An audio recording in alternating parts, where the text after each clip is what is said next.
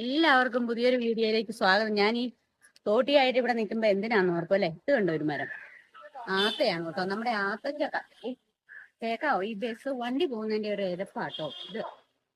ആത്തച്ചക്കയാട്ടോ. അപ്പൊ ഇതൊന്ന് പറിക്കാന്നോർത്ത് ഞാൻ വന്നതാ. വന്നപ്പോ എന്താ, മുഴുവൻ പക്ഷി കൊണ്ടുപോയി അതില്. അപ്പൊ ഏതായാലും ഇനിയിപ്പൊ ഇതങ്ങ് പറിച്ചു വെക്കാന്ന് ഓർത്തു കേട്ടോ. അല്ല ഇവിടെ നിർത്തൂല, നിറച്ചുണ്ടായിരുന്നു കേട്ടോ. അത് മുഴുവൻ ഒരു 3 ഉണ്ട്. അത് ഏതായാലും ഞാൻ പറിച്ചു വെക്കാം എന്നോർത്തോണ്ട. അതുകൊണ്ട് നമുക്ക് പറയാം, കുറേ റെസിപ്പികളൊക്കെ ഉണ്ട് ഈ ആത്തച്ചക്ക കൊണ്ടൊക്കെ. ആത്തച്ചക്കയ്ക്ക് കുറേ വിറ്റാമിൻസും ഒക്കെ അടങ്ങിയിട്ടുണ്ട് കേട്ടോ. ഭയങ്കര ഒച്ചയാട്ടോ ഈ വണ്ടി പോകുന്നതിൻ്റെ. നോക്കാം നമുക്ക്, അല്ല ഞാൻ വോയിസ് കൊടുക്കേണ്ടി വരും. ഇതെന്തറിഞ്ഞോ? അപ്പൊ ഇനി എന്തായാലും ഇത് പക്ഷിക്ക് കൊടുക്കുന്നില്ല, പറിച്ചു വെക്കാന്ന് ഓർത്തോണ്ട ഇത്. അത് തന്നെയല്ല, ഇപ്പം വാവലൊക്കെ ഒത്തിരി ഉണ്ട്. വന്ന് ഞാനുന്നുണ്ട് ചില. അപ്പൊ അതിന്റെ ചീത്തയല്ല വാവല് കടിക്കുന്നതും പക്ഷി കടിക്കുന്നതൊന്നും ഇപ്പം കൊള്ളൂല്ല, എടുക്കൂല്ല. അപ്പൊ ഇത് പറിച്ചു വെക്കാൻ പോവാ ഞാൻ. ഇനി കൊടുക്കൂല, കടി വില പോയി. ഭയങ്കര വില അത്, പച്ചയാത് കേട്ടോ. ഇത് പറിച്ചു വെച്ച് പഴിപ്പിക്കാൻ നോക്കും.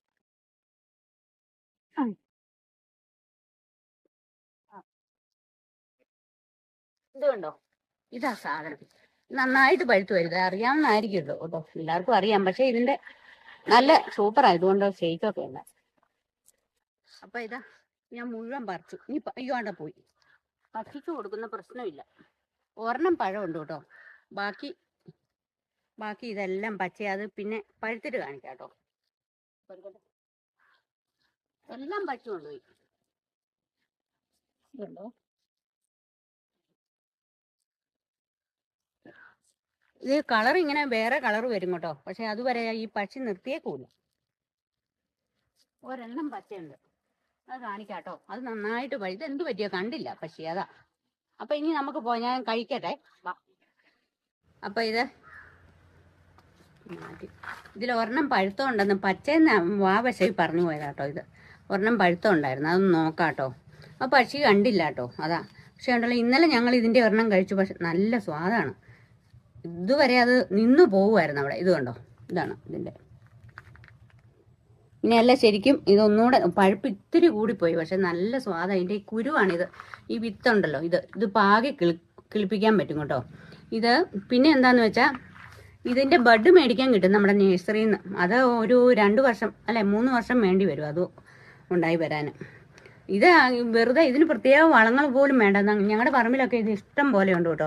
പക്ഷെ അത് ഞങ്ങളങ്ങനെ പറിക്കാറില്ല. പക്ഷെ ഇന്നലെ ചുമ്മാ ഒന്ന് അല്ലേ നമ്മൾ വെറുതെ ഒന്ന് നോക്കിയതാ. വെയിൽ നല്ല പറമ്പിൽ എന്തോ പണി കഴിഞ്ഞ് കയറിയപ്പോൾ ഭയങ്കരമായിട്ട് വിശപ്പും ഒക്കെ ഉണ്ടായി. ഇത് അന്നേരമാണ് ഇതിന്റെ ടേസ്റ്റ് നമ്മൾ ശരിക്കും അറിയുന്ന.